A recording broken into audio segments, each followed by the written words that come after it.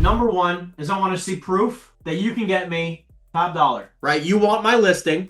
I have the gold, okay, and you want it. Show me proof that you can get me top dollar. Number one. One of the most important pieces here, which is like, as a seller, or as an individual who owns some real estate, I get calls all the time from brokers, just like you and I, all the time about listing my properties for sale, right? Am I open-minded to selling it? Yada, yada. I get the same phone calls that we're all making, okay? The question is, why on planet Earth would I ever list a property? And again, minus the fact that I'm a broker as well, but why would I list a property with somebody else? Which I'm open to doing, by the way. I don't really want to work hard on my own listings.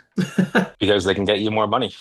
Exactly. Show me that you can get me more money than I can get for myself. Show me that you can get me more money, which, by the way, more money means market value plus, to me, in my eyes, which is like, show me that you can get me top dollar, which is like, hey, I've received offers in the past. A lot of sellers have received offers in the past. Show me proof that you've gotten crazy good numbers on deals before. This is what I want to see. Show me or tell me about proof that you've done it before, right? Give me a property that you sold. So again, as an example, if I was speaking with a seller, okay, and I say like, hey, would you be totally against having me market the property for sale? And they're like, well, no, I'm open-minded to it, right? And they're just, like at this time, a lot of people are like, oh, let me show you a BOV or my OMs and my marketing plan. No one gives a about your BOV or your OM or your marketing plan. What do they care about? Money you can get them via, and show them the offers you've gotten in the past. Might be a good place to start. Well, it's like, yeah, I just want to see, have you sold properties before for great prices? I just want to know if we're going to work together that you guys, and I'm not even just saying deals closed. I mean, I don't care if you sold hundreds of deals or if you just closed 10 of them,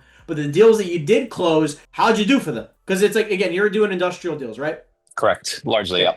Okay. So if hypothetically in your market, what's like average market price per square foot? 185 plus or minus. Okay, cool. So it's like, okay, if you just, as an example, can show me proof, like, hey, look, market values like around 185. I'm going to show you 16 different examples. I'm making up a number, but show me 2 examples, 16 different examples, X amount of examples of you getting around 185 a foot.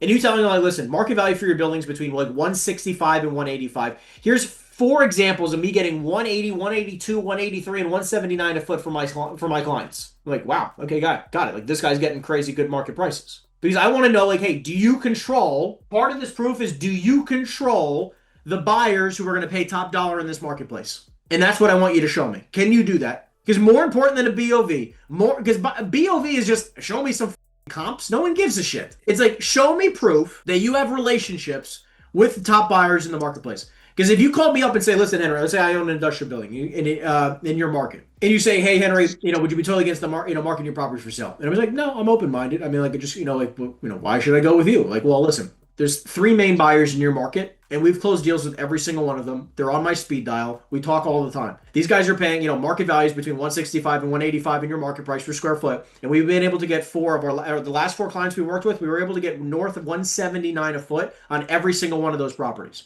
We want to be able to do the same thing for you. Because if you want top dollar, you work with us. I'm listening now. I'm very open-minded. You didn't show me a marketing plan. I don't give a fuck how you're going to market my property. You don't have to show me your signs and how pretty they are or a BOV. I just want to know, can you get me top dollar? Number 1. And what's number 2? Did anybody else watch the thing? The story? Number 2 is timeline, right? Or timeline or time frame, which is how soon can you get me results? I'm open to selling my property. You proved to me that you gave me the proof that you can get me top dollar. Okay. Now, in what timeline can you do it in? And the context on the script is like, when we sold when you sell them about the properties you just sold for X dollar per, X dollars, you can be like, hey, and we got those properties sold within 4 weeks. Every one of them was sold in 4 weeks.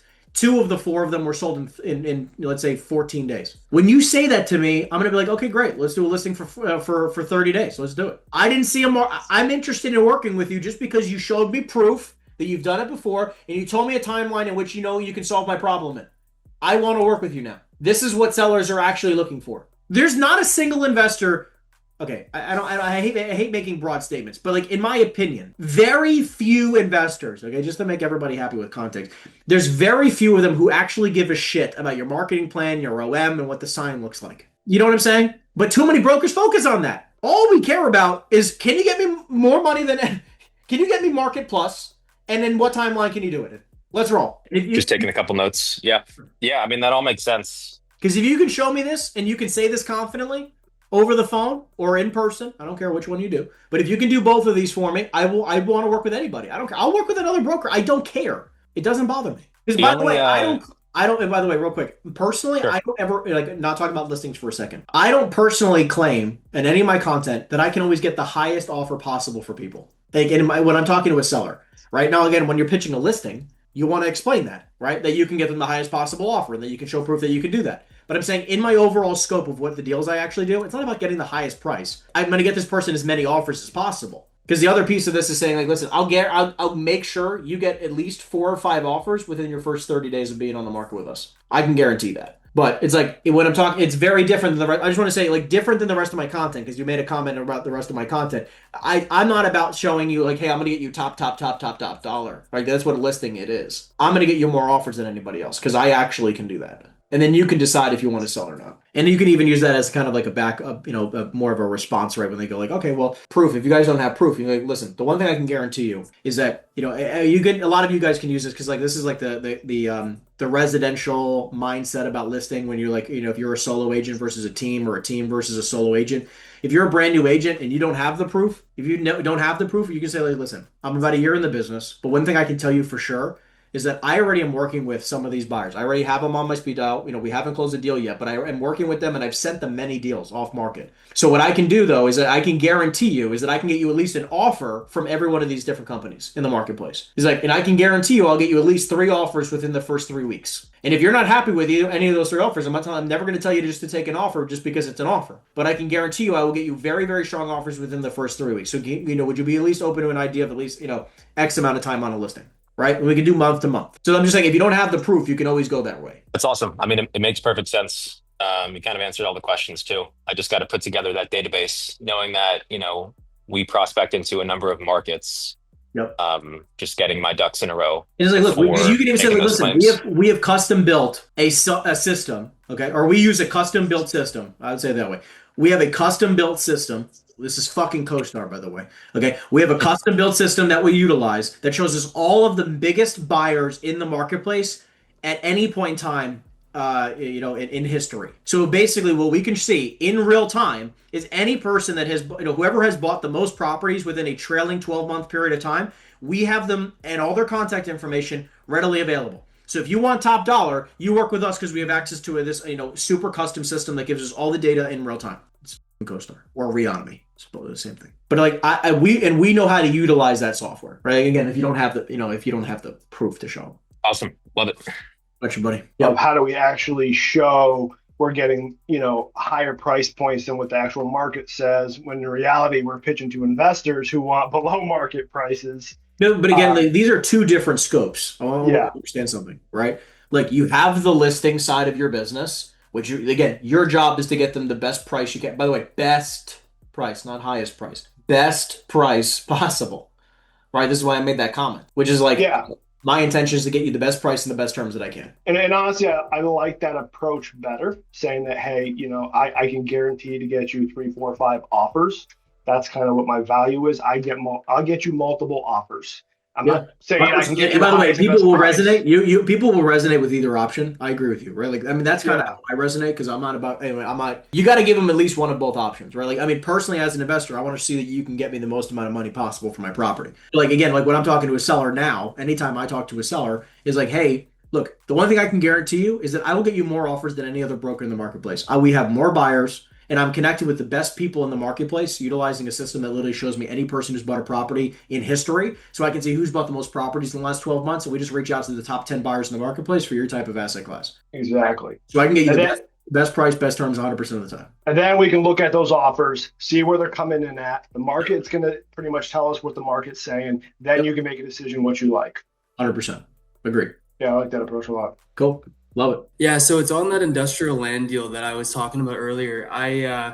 So seller wanted 4 million. We got an offer for 3.5 with 90-day due diligence. He's open to taking the 3.5, Okay. but he wants it to be firm. So we gave them a lot of the DD documents a few weeks back. Define firm. So he wants pretty much just a clean offer, no DD. I mean, they could have it conditional on like a phase 1 or phase 2.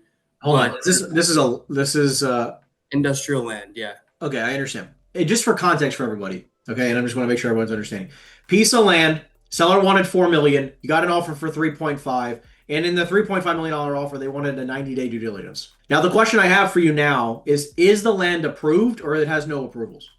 It has SPA, but they're going to redo their own SPA, their own site plan approval. Okay, got it. Just to be direct in this situation, I don't know many people, there's not a lot of them, okay, who would ever buy a piece of land without approvals, without doing any due diligence, without having any level of due diligence. Right. And that's the tricky part because we gave them documents a few weeks back. So they've somewhat done due diligence, I guess, enough to come in with an offer and not just an LOI. So did you ask them specifically what you plan on doing with the 90 days? Yeah, I think they're not being direct, but I think what they're doing is they're trying to secure a tenant to build for. It's a builder that's buying it. Okay. And you have this listed for sale or is this off market? No, this is off market. Is this seller flexible in the idea of maybe making contingent on finding a tenant? I don't think so. I mean, for him to go from the 4 million to the 3.5, he's like, I'll do it, but I just want it done. Okay, but so then now here's the thing: when you're in this type of situation, you can tell the buyer the two things. You either can get a deal done right now at 3.5 with no due diligence, maybe near zero due diligence, which is a $500,000 discount for no due diligence. Okay, this guy just wants a sure thing. However, if you need it to be, if you want due diligence, 90 days or whatever period of time you want, or contingent on finding a tenant or the whole 9 yards, whatever you want, the seller's willing to probably agree to it, but he needs $4 million. So which would you prefer, right? And it's figuring out what's more important to your buyer, because the buyer is going to have a decision here. Do I want to pay 500 grand less for no due diligence, or am I willing to risk the 500? Or maybe it's not, and like maybe you can get the deal done for 3.9, 3.85 or something like that with due diligence. But it's figuring out which way he wants to go. Would he prefer the no due diligence for a cheaper price, or he's willing to do due diligence, or he really needs the due diligence, but he's willing to pay a higher price for it? Because if he gets a buyer to build for, he knows this thing's gonna be worth infinitely more money. So it's like, listen, dude, like if you're gonna make $4 million in profit, pay 500 fucking grand more. Don't lose the deal because you're gonna make a crazy amount of money. But if he's only gonna profit, let's just say he's only gonna make 800 grand. Like, what kind of deal is this, by the way? What is he gonna build? He's building, to be honest, I'm not 100% sure. It's a tenant he had before. Now he got a new tenant. But I'm saying the plan approvals are for what? I think it's for an industrial, it's a warehouse of some sort. I'm just saying, is it like 300,000 feet, or are we talking about like 20,000 feet? No, 40,000 square feet. 40,000 feet.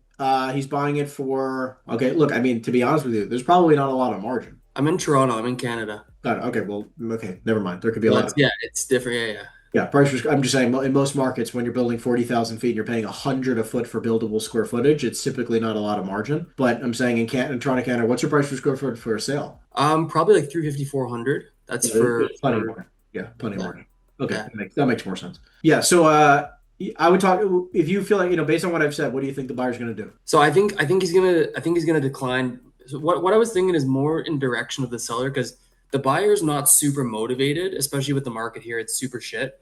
The seller is more motivated to sell than the buyer is to buy. So I was thinking going in the direction of trying to convince the seller to accept the 3.5 DD, and I guess something along the lines of like, so then we can give a pivot conversation to the same thing to the seller. So then you can flip it on the seller and say the same exact thing, but at different price points. So you can say, like, listen, Mr. Seller, here's the situation. Your property is probably not going to sell for $4 million, right? Like, I mean, we've spoken to dozens of different investors, developers in the market. This is a custom builder, okay, who builds specifically for end users. So this is probably going to be someone who's willing to spend an extra couple bucks on these types of projects, right? So we have the perfect type of buyer, but the thing is that with this type of buyer, it has to be a perfect situation and enough profit for them at the back end in order for them to even consider doing this. And they need to lock in, they need to secure the right type of end user they're going to build for. So here's the following situation. You have the option.